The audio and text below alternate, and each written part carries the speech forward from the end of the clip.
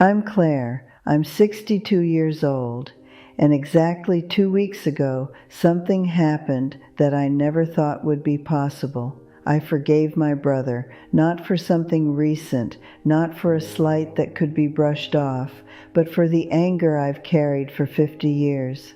I need you to hear this, because it might make you think differently about the people you've stopped talking to, or about the grudges you're holding on to. My story isn't dramatic in the sense of crime or betrayal. There's no secret hidden, no scandal to uncover. It's ordinary, and that's exactly why it matters. 50 years is a long time to hold on to anger, half a century of resentment, and yet, when it comes down to it, it wasn't even about what happened. It was about what it created inside me. Let me take you back to where it all started. My brother's name is Richard. We're 3 years apart. He's the older one. When we were kids, he was always the one who got attention, the one who made mistakes but got away with them, the one who seemed to glide through life without consequences. I was quieter, more cautious, more responsible. At least that's how it felt. When I was 12, everything changed. Our father died suddenly, a heart attack, in the middle of the night. Just like that, he was gone. And Richard, well, Richard blamed me. Not out loud, not in a way anyone else could hear, but in small ways, in quiet digs, in the way he ignored me or criticized me for years after. I could feel it. I tried to make sense of it. I tried to forgive him. I tried to talk to him, but every conversation felt like a minefield.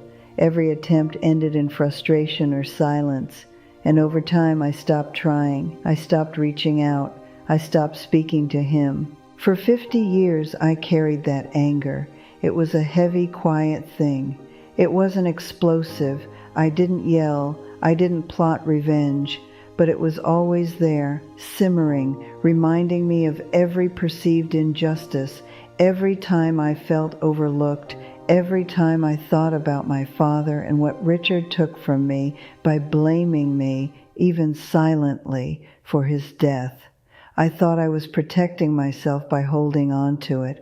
I thought anger would keep me safe from getting hurt again, but what it really did was make me smaller. It made me bitter. It kept me from connecting with my family. It made holidays feel tense, even when Richard wasn't around. It made me defensive, judgmental, suspicious. And the craziest part? Richard was living his life too, probably thinking I hated him, probably thinking I didn't care, but I was the one stuck in the past. I was the one waking up every morning carrying 50 years of weight that didn't have to be mine. It took me a long time to even admit that I wanted to forgive him. That's the first step that nobody tells you about. Forgiveness doesn't mean forgetting. It doesn't mean excusing. It doesn't mean going back to the way things were. It just means letting go of the anger that poisons you from the inside. I started therapy about 5 years ago. I was dealing with anxiety, and my therapist, Dr. Morrison, asked me something I couldn't answer at first. Who are you holding on to anger for? I thought about it, and the answer was obvious. I was holding it for myself. I was holding on to it because it had become part of my identity. I was Claire, the angry sister. Once I realized that, everything changed. Slowly, painfully, I started to examine the memories. I remembered my father, and I remembered Richard. I remembered all the times he apologized in his own way. All the times he reached out quietly.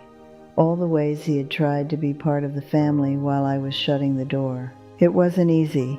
Anger is addictive. It makes you feel strong. It makes you feel right. Letting it go feels like stepping off a cliff without a safety net. But I had to. I couldn't live another year, another month, another day, carrying the bitterness of 50 years. The first step was writing. I wrote letters to Richard that I never sent. I poured out everything I had been holding in, the hurt, the blame, the frustration, the loneliness. I wrote about our father. I wrote about the holidays we missed. I wrote about all the years I spent thinking he didn't care. And then, slowly, I started to understand his side. Richard was 12 when our father died. He was scared, confused, and alone. He didn't know how to process grief. He lashed out because that was all he knew to do. He didn't blame me because he wanted to hurt me. He blamed me because he didn't know how to deal with the world crumbling around him. And in that moment, for the first time, I felt compassion. It took months before I was ready to talk to him. Months of therapy, months of reflection, months of writing letters and throwing them away. And then one afternoon in late December, I called him. I told myself I would not hang up until I said the words, "I forgive you." Richard answered the phone like nothing had changed. He sounded tired, like life had worn him down too. And then, for the first time in decades, I said it. "Richard, I forgive you." There was a long silence on the line, a pause so long I thought he might hang up, and then he whispered, "I've waited 50 years to hear you say that." And just like that, something lifted, a weight I didn't even realize was pressing on my chest, my shoulders, my back. It was gone. Not completely, not instantly, but enough. Enough to feel lighter, enough to feel hope, enough to feel that maybe 50 years of lost time could be made up in ways we hadn't imagined. We talked for hours that day, about our childhood, about our father, about our lives, our mistakes, our regrets. We didn't fix everything. We didn't erase 50 years of distance, but we started, and that start felt miraculous. I had to face the truth. Anger had been my cage. It had defined me more than I wanted to admit. And forgiving Richard didn't make me weak. It didn't mean I had to let him hurt me again, or pretend everything was perfect. It meant I finally freed myself from a burden I didn't need to carry anymore. The first few days after that conversation were strange. I felt lighter, yes, but I also felt exposed. I realized how much of my identity had been tied to resentment. Who was I without it? What did I even want out of life if not revenge or bitterness? It was terrifying, but it was also beautiful. I started noticing things I hadn't in years, small acts of kindness, simple joys, watching the sunrise without thinking of past grudges, laughing at a joke my neighbor told me, feeling genuine happiness without guilt. It was like learning to breathe again after decades underwater. And Richard, he changed too. Not dramatically, not overnight, but there was a softness now when we spoke, a warmth I hadn't felt since childhood. We still disagree. We still have different ways of seeing the world. But the distance is gone, and that is everything. I tell you this because there's someone out there who is holding on to anger for decades and thinking it's keeping them safe. It isn't. It's keeping you small. It's keeping you from joy, from connection, from fully living. Forgiveness doesn't mean you have to trust someone completely. It doesn't mean you forget what happened. It means you choose to stop letting that past define your present. It means you choose yourself. It means you reclaim your life. I spent 50 years thinking I had to be right, thinking I had to be justified, thinking that if I held on to my anger, I was honoring myself. But the truth is, the anger was a prison. The anger was a barrier. And the moment I opened the door, I realized I had been carrying the key all along. Now, when I see Richard, it feels different. We hug, we laugh, we talk about our families, about the little victories and struggles of daily life, and we remember our father, not with bitterness, but with love. We carry him with us differently now, and it feels like peace. I don't know how many years we have left. None of us do, but I do know this. The choice to forgive, no matter how long it takes, is one of the bravest, most beautiful choices a person can make. And I also know this: holding on to anger for 50 years was my choice too, and I have no shame in admitting that it took me that long to be ready.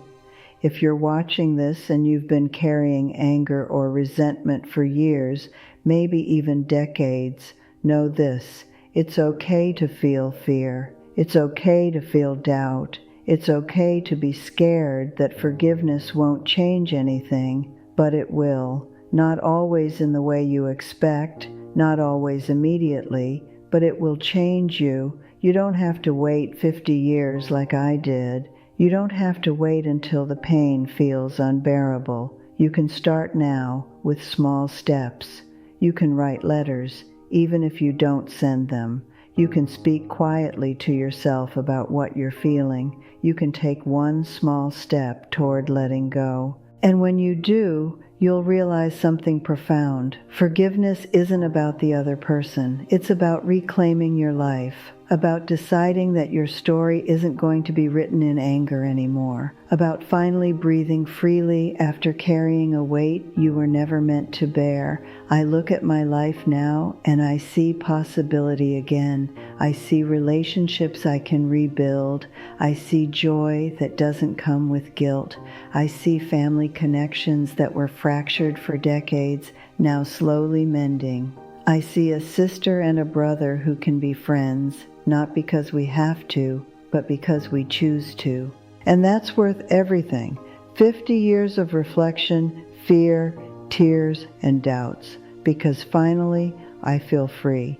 If you're holding on to anger toward a sibling, a parent, or a friend, start small. Start with yourself. Speak, write, forgive, not because they deserve it, but because you do. Thank you for listening to my story. If it resonated, please subscribe and turn on notifications so you don't miss the next story. Share your experiences in the comments or submit your own story via the form in the description. These stories matter and they can change lives. Top of form.